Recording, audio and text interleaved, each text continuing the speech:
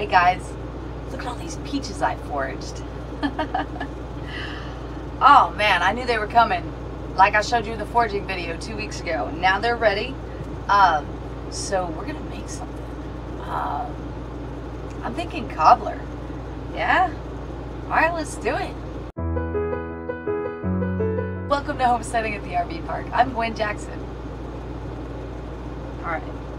So the first thing that I need to do is process these peaches.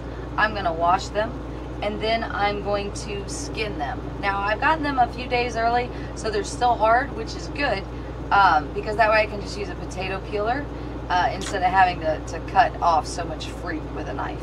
And when they bake, they'll soften up just fine. I'm going to add sugar anyhow, and it's going to be perfect. It's going to be delicious. Watch. Alright, so I've got all the peaches are washed, okay? And now I'm just taking my little handy dandy peeler and I'm just plucking away at this. Alright. Then I'm gonna cut out any kind of bad parts. Do what I can while I'm doing this on that too.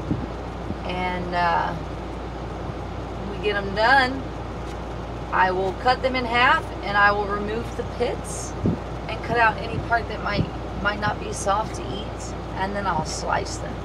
It's a really long process. But totally worth it. Nothing beats fresh peach cobbler. Alright, you can't get this out of a can. Alright, I'm gonna do the rest of this off camera. It'd be pretty boring for you guys. Alright guys, I've got all of the peaches peeled or washed and then peeled, and now what I'm doing is I'm cutting slices. I'm show you what I'm doing. So I take one of these peaches and I just cut right down the middle like so, in a circle, and then I'm gonna come in close. I'm just gonna, while my knife is still in there, I'm just gonna twist my knife. See, and that pops it open, and then I just pull it apart, and there it is. Alright, so now I'm going to, this is where the stem part was attached, right here. You can kind of see. So I'm going to take it, I'm going to cut that one little section loose, in like a V around the pit. And then I'm also going to pop that up. Alright, now I'm going to use my fingers, get it the rest of the way. Try to do as little damage as I can, getting it out. And there we go, that's my pit. So I don't need that, but I'm going to cut this. So at this point in time, there's a little bit of a bad spot right there, so I'm going to cut him out.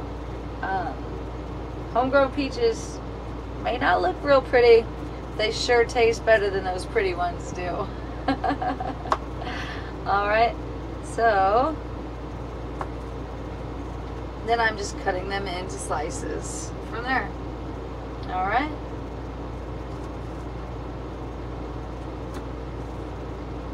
I want the slices pretty thin, so that it won't take so long to cook. Right? So that's about what I'm working with. Little tiny guys. They'll cook a lot faster than that other stuff does, than the big ones do, that's for sure. So that's it. Slicing up all these peaches. I need 4 cups for my recipe. See you when I'm done. I've got the peaches all cut up, ready to go. Alright, next step is I'm going to add about 1.5 cups of sugar to this, to these sliced up peaches. I'm going to mix that in until it's soup. Alright, so now I've got them all pretty good mashed. They're starting to get soupy. I'm going to let this rest in the fridge while I do the next part. And I'm going to wash my hands. Alright guys, this is a recipe I think everybody knows. It's been around for ages. It is pretty simple to remember, because all the measurements are a cup. So we're going to do a cup of flour, a cup of sugar. Next we're going to add 1/2 cup of melted butter.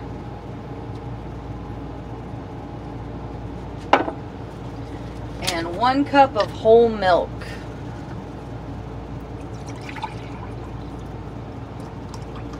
1 cup of milk.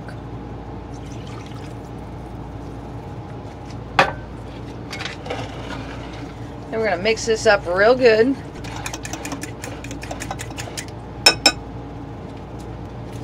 Now these have had a minute to sit in the sugar in the fridge. And as you can see, they've gotten all syrupy, which is what we were going for with all that sugar.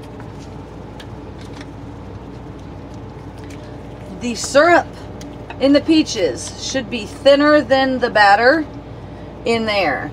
Okay? It's a simple layering like you do with mixing drinks, where one will rise to the top simply because of the weight of the other.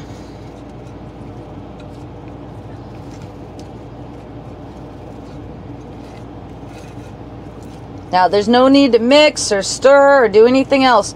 Just dump it in there and have a little faith. We're going to cook this baby at 350 for about an hour, and then I'll show you what she looks like.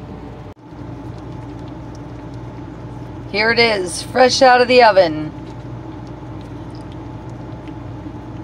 I had to add another 15 minutes, so hour and 15 total to get to this point of bubbly deliciousness. Alright guys, well that's it from my forfeit kitchen to yours. I hope you enjoy this, and I hope you try this cobbler recipe because I know you're going to enjoy that. Thanks guys. Don't forget to subscribe. See you next week.